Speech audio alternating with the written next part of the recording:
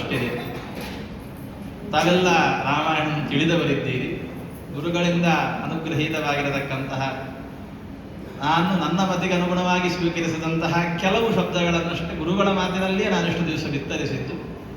ಇನ್ನು ಎಕ್ಸ್ಪ್ರೆಸ್ ಹೈವೇಯಲ್ಲಿ 120ಯಲ್ಲಿ ಹೋದ ಹಾಗೆ ರಾಮಾಯಣ ಉಪನ್ಯಾಸ ಪ್ರಾರಂಭ ಆಗೋದಕ್ಕಿಂತ ಪೂರ್ವಭಾವಿ ಈಗ ಪೂಜ್ಯ ಪೇಜಾವರ ಮಠಾಧೀಶರಾದಂತಹ ನಮ್ಮ ಗುರುಗಳು ಶ್ರೀ ವಿಶ್ವಪ್ರಸನ್ನ ತೀರ್ಥರು ಈ ವೇದಿಕೆಗೆ ಆಗಮಿಸಲಿದ್ದಾರೆ. ಅವರ ಜೊತೆಗೇನೆ ಪೇಜಾವರ ಮಠದ ಒಂದು ಕವಲು, ಎಷ್ಟೋ ಮಂದಿಗೆ ಪ್ರಾಯ ಪರಿಚಯ ಇರಲಿಕ್ಕಿಲ್ಲ. ಚಿತ್ರಾಪುರ ಮಠ, ಪೇಜಾವರ ಮಠದ 8ನೇ ಪೀಠಾಧಿಪತಿಗಳು ಯತಿ ಪರಂಪರೆಯಲ್ಲಿ ವಿಜಯಧ್ವಜ ತೀರ್ಥರು. ವಿಜಯಧ್ವಜ ತೀರ್ಥರಿಂದ ಸ್ಥಾಪಿತವಾದಂತಹ ಮಂಗಳೂರಿನ ಬೈಕಂಪಾಡಿ ಎಂಬಲ್ಲಿ ಚಿತ್ರಾಪುರ ಎಂಬಂತಹ ಒಂದು ಗ್ರಾಮ. ಆ ಚಿತ್ರಾಪುರ ಗ್ರಾಮದಲ್ಲಿ ಸಮುದ್ರದ ಬದಿಯಲ್ಲಿಯೇ, ಅವೆಲ್ಲ ಪ್ರಾಯ ಕಣ್ಮತೀರ್ಥವನ್ನು ನೋಡಿರಲಿಕ್ಕೆ ಸಾಕು, ಅದಕ್ಕಿಂತಲೂ ಸಮುದ್ರದ ಹತ್ತಿರದಲ್ಲಿ ಮಠದ ಹೆಬ್ಬಾಗಿಲಲ್ಲಿ ನಿಂತರೆ ಸಮುದ್ರ ಕಾಣುತ್ತದೆ. ಅಂತಹ ಸಮುದ್ರ ತೀರದಲ್ಲಿ ವಿಜಯಧ್ವಜ ತೀರ್ಥರಿಂದ, ಅಂದರೆ ಆಚಾರ್ಯರ ಪರಂಪರೆಯ ಅಧೋಕ್ಷಜ ತೀರ್ಥರ ನಂತರ 8ನೇ ಪೀಠಾಧಿಪತಿಗಳು ವಿಜಯಧ್ವಜ ತೀರ್ಥರು. ಅಂತಹ ವಿಜಯಧ್ವಜ ತೀರ್ಥರಿಂದ ಅಲ್ಲಿಯ ಗ್ರಾಮಸ್ಥರ ಕೋರಿಕೆಯಂತೆ ಸ್ಥಾಪಿತವಾದಂತಹ ಒಂದು ಮಠ ಚಿತ್ರಾಪುರ ಮಠ. ವಿಜಯಧ್ವಜ ತೀರ್ಥರು ತಾವು ಅರ್ಚಿಸಿ ಪ್ರಾಣ ಪ್ರತಿಷ್ಠಾಪನೆ ಮಾಡಿ ಅರ್ಚಿಸಿ ಕೊಟ್ಟಂತಹ ಕಾಳಿಂಗಮರ್ದನ ಕೃಷ್ಣ ಚಿತ್ರಾಪುರ ಮಠದ ಪಟ್ಟದ ದೇವರು. ವಿಜಯಧ್ವಜ ತೀರ್ಥರಿಂದ ಸ್ಥಾಪಿತವಾದಂತಾದ ಕಾರಣ ಪೇಜಾವರ ಮಠದ್ದೇ ಒಂದು ಕವಲು ಉಪಮಠ. ಆ ಮಠದ ಪೀಠಾಧಿಪತಿಗಳು ಕೂಡ ಅತ್ಯಂತ ಕಿರಿಯ ವಯಸ್ಸಿನವರು. ಅಧ್ಯಯನಕ್ಕಾಗಿ ನಮ್ಮ ವಿದ್ಯಾಪೀಠದಲ್ಲಿ ವಾಸ್ತವ್ಯವಾಗಿದ್ದಾರೆ. ಅವರು ಕೂಡ ಈಗ ನಮ್ಮ ಜೊತೆಗೆ ಸೇರಿಕೊಳ್ಳಲಿದ್ದಾರೆ. ಪೂಜ್ಯ ಶ್ರೀ ವಿದ್ಯೇಂದ್ರ ತೀರ್ಥ ಶ್ರೀಪಾದರು. ಇಬ್ಬರಿಗೂ ಕೂಡ ಸ್ವಾಗತವನ್ನು ಕೋರುತ್ತಾ ಉಪನ್ಯಾಸವನ್ನು ಪ್ರಾರಂಭ ಮಾಡುತ್ತೇನೆ. ಸೀತೆಯ ದರ್ಶನವನ್ನು ಹನುಮಂತ ಮಾಡಿದ. ಕೃಷಕಾಯಳಾಗಿ ಅಶ್ರುಮುಖಿಯಾಗಿ ಸದಾ ರಾಮನಾಮ ಜಪಿಸ್ತಾ ಇರತಕ್ಕಂತಹ ಸೀತೆಯ ಬಳಿಗೆ ರಾವಣ ಬಂದಿದ್ದಾನೆ. ನಾನಾ ರೀತಿಯ ಆಮಿಷಗಳನ್ನು ತೋರಿ ನೀನು ನನ್ನವಳಾಗಬೇಕು ಅಂತ ಹಠ ಹಿಡಿದು ಕೂತಿದ್ದಾನೆ. ಸೀತೆಯಾಗಿ ಆತನತ್ರ ಕಣ್ಣೆತ್ತಿಯೂ ನೋಡದೆ ಒಂದು ಹುಲ್ಲು ಕಡ್ಡಿಯನ್ನು ನೆಪ ಮಾಡಿಕೊಂಡು ರಾವಣನ ಬಳಿಯಲ್ಲಿ ಮಾತನಾಡ್ತಾ ಇದ್ದಾನೆ. ರಾವಣ ತಾನು ಬಂದ ದಾರಿಗೆ ಯಾವುದೇ ಬೆಲೆ ಸಿಗಲಿಲ್ಲ ಅಂತ ಹಿಂದಿರುಗಿದ ಮುನಿಸಿಕೊಂಡು. ಅಲ್ಲೇ ರಾವಣನ ಸೇವಕಿಯೊಬ್ಬಳು ಸೀತೆಯ ಕಾವಲಿಗಿದ್ದಂತಹ ತ್ರಿಜಟೆ ಅಂತ ಒಬ್ಬ ಸಾತ್ವಿಕ ರಾಕ್ಷಸಿ. ಅವಳು ಸೀತೆಯನ್ನು ಸಮಾಧಾನ ಪಡಿಸ್ತಾಳೆ. ಅಳುಬೇಡ, ನಾನು ನಿನ್ನೆ ರಾತ್ರಿ ಒಂದು ಸ್ವಪ್ನವನ್ನು ಕಂಡೆ. ಸ್ವಪ್ನದಲ್ಲಿ ಕಂಡಂತಹ ದುಶ್ಶಕುನಗಳನ್ನು ಗಮನಿಸಿದಾಗ ರಾವಣನ ಅಂತ್ಯ ಸಮೀಪಿಸಿದೆ. ಖಂಡಿತವಾಗಿಯೂ ರಾಮ ಬಂದು ನಿನ್ನನ್ನು ಸಂರಕ್ಷಿಸ್ತಾನೆ, ನಿನ್ನನ್ನು ಕೊಂಡು ಹೋಗ್ತಾನೆ ಎಂಬುದಾಗಿ ತ್ರಿಜಟೆ ಸಾಂತ್ವನವನ್ನು ಹೇಳುತ್ತಾಳೆ. ಅಷ್ಟಾದಾಗ ಹನುಮ ಮರದಿಂದ ಕೆಳಗಿಳಿದ. ಒಮ್ಮೆ ಸೀತೆ ಬೆದರಿದ್ಲು. ಮಾಯಾವಿಗಳು ಯಾವ ಯಾವ ರೂಪದಲ್ಲಿ ಬರ್ತಾರೆ ಅಂತ ಗೊತ್ತಾಗುವುದಿಲ್ಲ ಅಂತ ಬೆದರಿದ ಸೀತೆಯನ್ನು ತನ್ನ ಪರಿಚಯವನ್ನು ಹೇಳುವಾಗ ರಾಮ ಕೊಟ್ಟ ಮುದ್ರಿಕೆಯನ್ನು ನೀಡಿ ಸೀತೆಗೆ ತನ್ನ ಪರಿಚಯವನ್ನು ಹೇಳಿದ. ಈಗಲೇ ನಿನ್ನನ್ನು ರಾವಣನನ್ನು ಬಡಿದು ನಿನ್ನನ್ನು ಕೊಂಡು ಹೋಗ್ತೇನೆ ಅಂತ ಸೀತೆಗೆ ಹೇಳ್ತಾನೆ.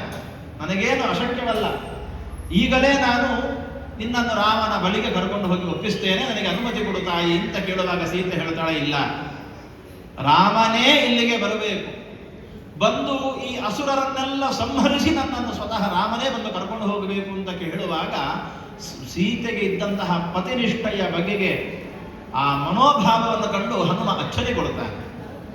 ಸೀತೆಗೆ ರಾಮನ ಸಂದೇಶವನ್ನು ಮುಟ್ಟಿಸಿದ.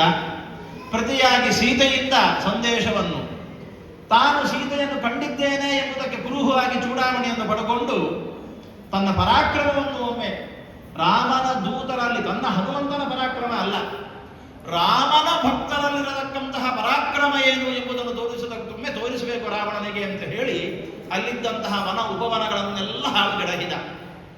ದೂರು ಹೋಯಿತು ರಾವಣನ ಬಳಿಗೆ, ಯಾರೋ ಒಬ್ಬ ಕವಿ ಬಂದಿದ್ದಾನೆ, ಇಡೀ ವನ ಉಪವನಗಳನ್ನು ಹಾಳುಗೆಡಹುತ್ತಾ ಇದ್ದಾನೆ ಅಂತ ದೂರು ಹೋಯಿತು. ಬಂಧಿಸಲಿಕ್ಕೆ ಬಂದರು. ಅಕ್ಷಕುಮಾರ ಬಂದ. ಅಕ್ಷಕುಮಾರನನ್ನು ಹನುಮಂತ ಸಂಹರಿಸಿದ. ಇಷ್ಟೇ ಹೇಳ್ತಾ ಹೋಗ್ಬೇಕು ಇವತ್ತು. ಸಂಹರಿಸಿದ. ಸಂಹಾರಾದ ಹೊರಗೆ ಇಂದ್ರಜಿತ್ತು ಬಂದ. ಬ್ರಹ್ಮಾಸ್ತ್ರ ಪ್ರಯೋಗ ಮಾಡಿದ. ಬ್ರಹ್ಮಾಸ್ತ್ರ ಪ್ರಯೋಗ ಮಾಡಿದಾಗ ಬ್ರಹ್ಮ ತನಗೆ ಸಮಾನ, ಹನುಮನಿಗೂ ಬ್ರಹ್ಮನಿಗೂ ಸಮಾನತೆ. ಅಂತಹ ಚತುರ್ಮುಖ ಬ್ರಹ್ಮನಿಗೆ ಒಂದು ಗೌರವ ಕೊಡುವ. ಅಷ್ಟೇ ಅಲ್ಲದೆ ರಾವಣನ ಲಂಕೆ ಒಳಗೆ ಯಾವ ರೀತಿಯಲ್ಲಿ ಉಂಟು ಅಂತ ಒಮ್ಮೆ ನೋಡುವ ಹಾಗೆಯೂ ಆಯಿತು ಎಂಬಂತಹ ಉದ್ದೇಶದಿಂದ ಬ್ರಹ್ಮಾಸ್ತ್ರಕ್ಕೆ ಸಿಲುಕಿಕೊಂಡ. ಬ್ರಹ್ಮಾಸ್ತ್ರಕ್ಕೆ ಸಿಲುಕಿಕೊಂಡವನನ್ನೆಲ್ಲ ರಾವಣ ಸೈನಿಕರು ಬಂಧಿಸಿದರು, ಕರ್ಕೊಂಡು ಹೋದರು. ರಾವಣನ ಬಳಿಗೆ ಕರ್ಕೊಂಡು ಹೋಗಿ ಪರಿಚಯವನ್ನು ಮಾಡಿದರು. ಯಾರು ನೀನು ಅಂತ ಕೇಳ್ತಾನೆ. ದಾಸೋಹಂ ಕೋಸಲೇಂದ್ರಸ್ಯ ರಾಮಸ್ಯ ಕೃಷ್ಣಕರ್ಮಣಃ. ಸಾಮಾನ್ಯ ಒಬ್ಬ ದಾಸ ನಾನು. ಒಬ್ಬ ದಾಸನಾಗಿದ್ದುಕೊಂಡು ಇಡೀ ಲಂಕೆಯನ್ನು ಎಷ್ಟು ಪುಡಿ ಮಾಡಿದ್ದೇನೆ ಅಂತ ಹೇಳಿದ್ರೆ ನನ್ನಂತಹ ಕೋಟ್ಯಾಂತರ ಮಂದಿ ರಾಮನ ಬಳಿಯಲ್ಲಿದ್ದಾರೆ. ನಾನೊಬ್ಬ ಯಕ್ಕಶ್ಚಿತ್ ಮತ್ತ ಪ್ರತ್ಯವರ ಕಶ್ಚಿತ್ ನಾಸ್ತಿ ಸುಗ್ರೀವ ಸನ್ನಿಧವು. ನನಗಿಂತ ಕಿರಿಯರಾದವರು, ನನಗಿಂತ ಶಕ್ತಿಹೀನರಾದವರು ಸುಗ್ರೀವನ ಆಸ್ಥಾನದಲ್ಲಿ ಮತ್ತೊಬ್ಬರಿಲ್ಲ. ನಾನೇ ಎಲ್ಲಕ್ಕಿಂತ ಕಿರಿಯವ. ಅಂತಹ ನಾನೇ ಈ ಲಂಕೆಯನ್ನು ಇಷ್ಟು ಪುಡಿ ಮಾಡಿದ್ದೇನೆ ಅಂತ ಹೇಳಿದ್ರೆ ಇಡೀ ರಾಮನ ಸೈನ್ಯ ಸುಗ್ರೀವನ ಸೇನಾಧಿಪತ್ಯದಲ್ಲಿ ಬಂತು ಅಂತಾದ್ರೆ ಏನಾದಿದು ಯೋಚಿಸು ಅಂತ ಹೇಳಿದ. ರಾವಣನಿಗೆ ಸಿಟ್ಟು ಬಂತು. ಕೋತಿಗಳಿಗೆ ಬಲ ಇರುವುದು ಬಾಲದಲ್ಲಿ. ಈ ಬಾಲವನ್ನೇ ಸುಟ್ಟು ಹಾಕಿದ್ರೆ, ಖಂಡಿಸಿ ಬಿಟ್ರೆ ಇವನ ಬಲ ಎಲ್ಲ ಬುಗ್ಗಿ ಹೋಗ್ತದೆ. ಆದೇಶ ಮಾಡಿದ ಬಾಲವನ್ನು ಸುಟ್ಟು ಹಾಕಿ. ಬಾಲವನ್ನು ಬೆಳೆಸ್ತಾ ಬೆಳೆಸ್ತಾ ಬೆಳೆಸ್ತಾ ಹೋದ ಹನುಮ ಇಡೀ ಲಂಕೆಯಲ್ಲಿದ್ದಂತಹ ಪುರಜನರ ಸ್ತ್ರೀಯರ ಯಾವ ವಸ್ತ್ರಗಳು ಸಾಕಾಗದೆ ಇದ್ದದ್ದನ್ನೆಲ್ಲ ತಂದು ಸುತ್ತಿದ್ರಂತೆ. ಎಷ್ಟೋ ಸಾಹಸವಂತ ನೀನೇ ಬಲವಂತ ಎಂಬ ಪದ್ಯದ ಹಾಡಿನಲ್ಲಿ ರಾಜರಾಜರು ಬಹಳ ಸುಂದರವಾಗಿ ವರ್ಣಿಸ್ತಾರೆ. ಸಮಗ್ರ ಸುಂದರಾಕಾಂಡವನ್ನು ಕನ್ನಡಿಯಲ್ಲಿ ನಮಗೆ ಕೊಟ್ಟಿದ್ದಾರೆ. ಹನುಮನ ಬಾಲಕ್ಕೆ ಬೆಂಕಿ ಹಚ್ಚಿತು. ಸಿಕ್ಕಿದ್ದೇ ಅವಕಾಶ ಅಂತ ಹೇಳಿದ ಮೊದಲೇ ಬೆಕ್ಕಿನ ರೂಪದಲ್ಲಿ ಬಂದಂತಹ ಹನುಮ ಇಡೀ ಲಂಕೆಯ ಮೂಲೆ ಮೂಲೆಗಳನ್ನು ಜಾಲಾಡಿ ಎಲ್ಲೆಲ್ಲಿ ಯಾವ ಯಾವ ರೀತಿಯ ವ್ಯವಸ್ಥೆಗಳಿದ್ದಾವೆ ಅಂತ ಅರಿತುಕೊಂಡಿದೆ. ಬಾಲದ ಬೆಂಕಿಯನ್ನು ಹಿಡಿದುಕೊಂಡು ಸರ್ವತ್ರ ಬೆಂಕಿ ವ್ಯಾಪಿಸುವಂತೆ ಇಡೀ ಲಂಕೆಗೆ ಬೆಂಕಿ ಕೊಟ್ಟ. ಲಂಕಾ ಪಟ್ಟಣವೇ ಸುಟ್ಟು ಹೋಯಿತು. ಇದು ಪ್ರಕ್ಷಿಪ್ತ ಅಂತ ಕೆಲವರು ಹೇಳ್ತಾರೆ. ಹೊಸ ಪ್ರಕ್ಷಿಪ್ತ ಅಲ್ಲ, ನಡೆದಂತಹ ಘಟನೆ. ಸಮಗ್ರ ಲಂಕೆಯೇ ಸುಟ್ಟು ಹೋಯಿತು. ನೇರ ಲಂಕೆ ದಗದಗ ಉರಿಯುವ ಆ ಬೆಂಕಿಯ ಹೊಗೆ ಕೆನ್ನಾಲಿಗೆ ಅಂತರಿಕ್ಷಕ್ಕೆ ವ್ಯಾಪಿಸಿದಂತೆ ದೇವಲೋಕದಲ್ಲಿ ಆ ಹೊಗೆ ಆಡಿದಂತೆ. ಅದನ್ನು ಕಂಡು ರಾವಣನ ಅಂತ್ಯ ಸಮೀಪಿಸುವುದು ದೇವತೆಗಳು ಕುಣಿದಾಡಿದರು. ನೇರ ಬೆಂಕಿಯನ್ನು ಸಮುದ್ರದಲ್ಲಿ ಅದ್ದಿ ಬಾಲವನ್ನು ಬೆಂಕಿಯನ್ನು ನಂದಿಸಿಕೊಂಡು ರಾಮನ ಬಳಿಗೆ ಹೋದ. ಸೀತೆ ಕೊಟ್ಟಂತಹ ಚೂಡಾಮಣಿಯನ್ನು ಅರ್ಪಿಸಿದ. ಸೀತಾನ್ವೇಷಣೆಯನ್ನು ಮಾಡಿ ಬಂದಿದ್ದೇನೆ ಅಂತ ಕೃತಕೃತ್ಯನಾಗಿ ರಾಮನ ಪಾದಾರವಿಂದಗಳಲ್ಲಿ ಬಿದ್ದ.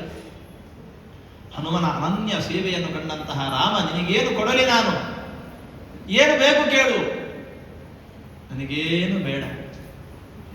ಪ್ರವರ್ಧತಾನ್ ಭಕ್ತಿರಲಂ ಕ್ಷಣೇ ಕ್ಷಣೆ. ನಿನ್ನಲ್ಲಿ ಅತಿಶಯವಾದ ಭಕ್ತಿ ನಿರಂತರ ಹೆಚ್ಚುತ್ತಾ ಇರಲಿ, ಆ ಒಂದು ವರವನ್ನು ಕೊಡು ಅಂತ ಕೇಳಿದಾಗ ರಾಮನಿಗೆ ಅತಿಯಾದಂತಹ ಸ್ನೇಹ ಉಂಟಾಗಿ ಸ್ವಾತ್ಮಪ್ರಧಾನಮಧಿಕಂ ಪವನಾತ್ಮಜಸ್ಯ ಅಂತ ಆ ಹನುಮನನ್ನು ಗಾಢವಾಗಿ ಆಲಿಂಗಿಸಿಕೊಂಡು ಪ್ರೇಮಧಾರೆಯನ್ನೇ ಭಗವಂತ ಹರಿಸಿದ ಶ್ರೀರಾಮ. ಎಂತಹ ಯೋಗ, ಇಂತಹ ಸಾಗಿ ನಿಷ್ಕಾಮ ಭಕ್ತಿ ಇರತಕ್ಕಂತಹ ಶಕ್ತಿಯದು. ಅಂತಹ ನಿಷ್ಕಾಮ ಭಕ್ತಿಯನ್ನು ತೋರಿದವ ಹನುಮ. ಅಂದು ಸೀತಾನ್ವೇಷಣೆಯ ಕಾರ್ಯ ಮುಗಿದಿದೆ. ಸೀತೆ ಎಲ್ಲಿದ್ದಾಳೆ ಅಂತ ಗೊತ್ತಾಯಿತು. ಇನ್ನೇನು ಮಾಡಬೇಕು? ಸೀತೆಯನ್ನು ಕರೆತರತಕ್ಕಂತಹ ಕಾರ್ಯಕ್ಕೆ ಪ್ರವೃತ್ತರಾಗಿ ಎಲ್ಲ ದಕ್ಷಿಣ ದಿಕ್ಕಿಗೆ ಹೊರಟು ಸಮುದ್ರ ರಾಜನಲ್ಲಿಗೆ ಬಂದರು. ರಾಮ ಆದೇಶಿಸಿದ, ದಾರಿ ಬಿಟ್ಟು ಕೊಡು. ಸಮುದ್ರ ರಾಜ ಕೇಳಲಿಲ್ಲ. ರಾಮ ಪದ್ಮಾಸನ ಹಾಕಿ ಕುಳಿತ. ಎಲ್ಲಿಯವರೆಗೆ ದಾರಿ ಬಿಟ್ಟು ಕೊಡುವುದಿಲ್ಲೋ ಅಲ್ಲಿವರೆಗೆ ನಾನು ಕದಲುವುದಿಲ್ಲ ಅಂತ. 4 ದಿನ ಕಳೆದರೂ ಕೂಡ ಸಮುದ್ರ ರಾಜ ದಾರಿ ಬಿಟ್ಟು ಕೊಡದೇ ಇದ್ದಾಗ ರಾಮನಿಗೆ ಸಿಟ್ಟು ಬಂತು.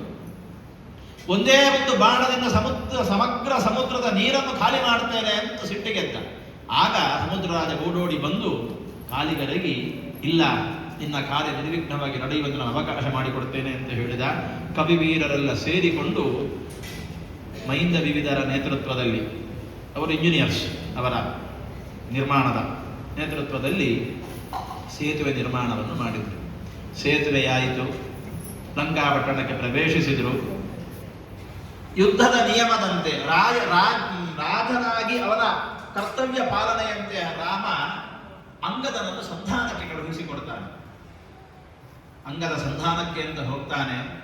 ಅಂಗದನ ಶಕ್ತಿಯನ್ನು ಕಂಡು ರಾವಣನ ಆಸ್ಥಾನದವರೆಲ್ಲ ನಿಬ್ಬೆರಗಾಗ್ತಾರೆ. ವಿಭೀಷಣ ನೀತಿಯ ಮಾತುಗಳನ್ನು ಹೇಳಿದ ರಾವಣನಿಗೆ. ಕೇಡಿಗೆ ಎಂದಿಗೂ ಸುಖವಿಲ್ಲ. ಸೀತೆಯನ್ನು ಅಪಹಾರ ಮಾಡಿ ಕೇಡನ್ನು ಬಯಸಿದ್ದಿ. ರಾಮ ಯಾವುದು ಸಾಧ್ಯ ಇಲ್ಲ ಅಂತ ನೀನು ಭಾವಿಸಿದ್ಯೋ ಅದನ್ನು ರಾಮ ಸಾಧಿಸಿ ತೋರಿಸಿದ್ದಾನೆ. ಕಪಿ ಸೈನ್ಯವನ್ನು ಕಟ್ಟಿಕೊಂಡು ಸಮುದ್ರಕ್ಕೆ ಸೇತು ನಿರ್ಮಾಣ ಮಾಡಿ ಇವತ್ತು ಲಂಕೆಗೆ ಪ್ರವೇಶ ಮಾಡಿದ್ದಾನೆ ಹೇಳಿದರೆ ಅವನ ಶಕ್ತಿ, ಸಾಮರ್ಥ್ಯ, ಸಾಹಸ ಎಂಥದ್ದಿರಬಹುದು ಅಂತ ಯೋಚನೆ ಮಾಡು. ಮಾಡಿದ ತಪ್ಪನ್ನು ಒಪ್ಪಿಕೊಂಡು ಸೀತೆಯನ್ನು ಒಪ್ಪಿಸು.